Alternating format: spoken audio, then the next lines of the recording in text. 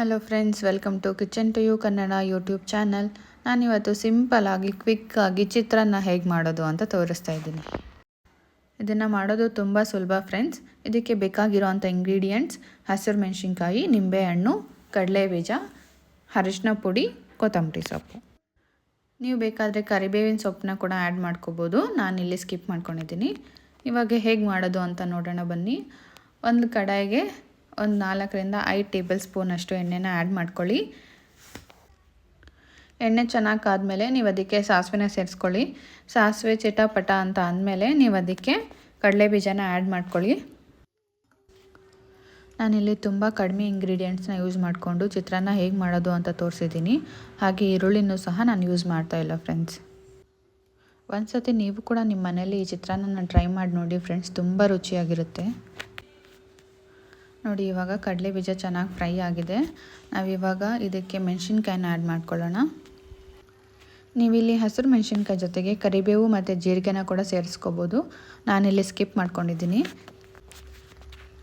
ಹಸಿರು ಮೆಣಸಿನ್ಕಾಯಿ ಎಲ್ಲ ಚೆನ್ನಾಗಿ ಫ್ರೈ ಆದಮೇಲೆ ನೀವು ಇದಕ್ಕೆ ರುಚಿಗೆ ತಕ್ಕಷ್ಟು ಉಪ್ಪನ್ನ ಕೂಡ ಸೇರಿಸ್ಕೊಳ್ಳಿ. ಉಪ್ಪನ್ನ ಸೇರಿಸ್ಕೊಂಡು ಒಂದು ಸತಿ ಚೆನ್ನಾಗಿ ಕೈ ಆಡಿಸ್ಕೊಂಡು ಆನಂತರ ನೀವು ಇದಕ್ಕೆ ಕಲರ್ಗೆ ಅರಿಶಿನ ಸೇರಿಸ್ಕೋಬೇಕಾಗತ್ತೆ.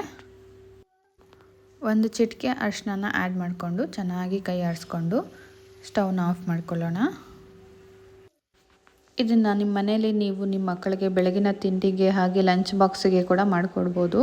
ಅವರು ಕೂಡ ತುಂಬ ಇಷ್ಟಪಟ್ಟು ತಿಂತಾರೆ.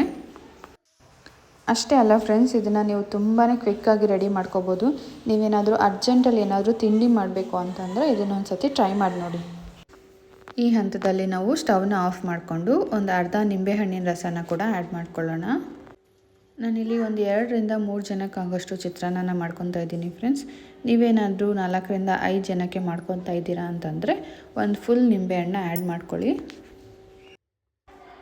ಆನಂತರ ನಾನು ಇದಕ್ಕೆ ಹೆಚ್ಚಿಟ್ಕೊಂಡಿರೋಂಥ ಕೊತ್ತಂಬರಿ ಸೊಪ್ಪನ್ನ ಕೂಡ ಆ್ಯಡ್ ಮಾಡ್ಕೊತಾ ಇದ್ದೀನಿ. ಇವಾಗ ನಾನು ಇದಕ್ಕೆ ಆಗಲೇ ಮಾಡಿಟ್ಕೊಂಡಿರೋಂಥ ಅನ್ನನ ಕೂಡ ಸೇರಿಸ್ಕೊತಾ ಇದ್ದೀನಿ. ಸೇರಿಸ್ಕೊಂಡು ಚೆನ್ನಾಗಿ ಮಿಕ್ಸ್ ಮಾಡ್ಕೊಳ್ಳಿ. ಅಷ್ಟೇ ಫ್ರೆಂಡ್ಸ್, ಸಿಂಪಲ್ಲಾಗಿ ಕ್ವಿಕ್ಕಾಗಿ ಚಿತ್ರಾನ್ನ ರೆಡಿಯಾಗಿದೆ. ನೋಡಿದ್ರಲ್ಲ ಫ್ರೆಂಡ್ಸ್, ಎಷ್ಟು ಕ್ವಿಕ್ಕಾಗಿ ಚಿತ್ರಾನ್ನ ರೆಡಿಯಾಗಿದೆ. ಇದು ನೋಡೋದಕ್ಕಷ್ಟೇ ಸಿಂಪಲ್ ಅಲ್ಲ, ತಿನ್ನೋದಕ್ಕೂ ಕೂಡ ಅಷ್ಟೇ ರುಚಿಯಾಗಿರುತ್ತೆ. ಒಂದು ಸತಿ ನೀವು ಟ್ರೈ ಮಾಡಿ ನೋಡಿ ಮನೆಯಲ್ಲಿ, ಮತ್ತೆ ಮತ್ತೆ ಮಾಡ್ಕೊಂಡು ತಿಂತೀರಾ, ಅಷ್ಟು ಚೆನ್ನಾಗಿರುತ್ತೆ. ಈ ರೆಸಿಪಿ ನಿಮ್ಗೆ ಇಷ್ಟ ಆಗಿದರೆ ನನ್ನ ವಿಡಿಯೋನ ಲೈಕ್ ಮಾಡಿ, ಶೇರ್ ಮಾಡಿ, ಹಾಗೆ ಮರೆದಿರ ನನ್ನ ಚಾನಲ್ನ ಸಬ್ಸ್ಕ್ರೈಬ್ ಮಾಡ್ಕೊಳ್ಳಿ. Thank you.